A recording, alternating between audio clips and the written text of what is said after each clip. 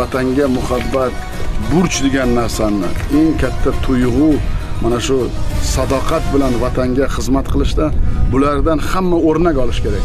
Vatan uchun ko'ksim tog' qalqondir sha'nim, uni desa shamolday uchqur samanim, bor bo'lsam chamanimdir, o'lsam kafanim, mangu berdilik menga taqdiri azal.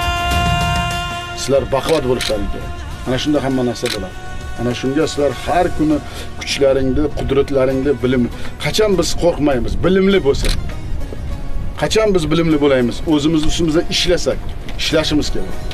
O'zingiz shaxsan har bir O'zbekiston mudofaaga oyoq bosgan odam u sadoqat bilan xizmat qilish uchun hammaga o'rnak bo'lish kerak. Yurtim har qarich yeri orimdan ulug', suygan farzandlarimdan yorimdan ulug', nada or nada yor borimdan ulug', ming jondan bu tuproqning har gardi afzal.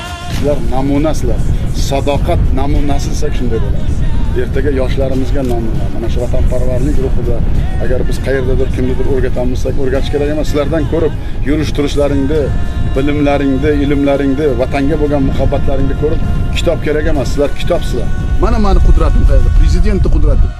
Yovning xushbo'y guli ham alafdir menga, yurtim ham go'yo Ka'ba tarafdir menga.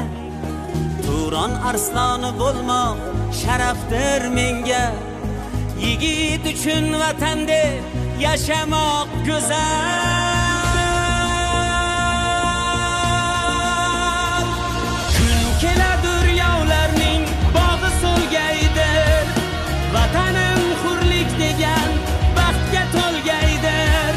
Kun kelar eng buyuk davlat bo'lgaydir, millionlab mangu berdi. Sizlarni xalqimiz e'zozlaydi, qadrlaydi.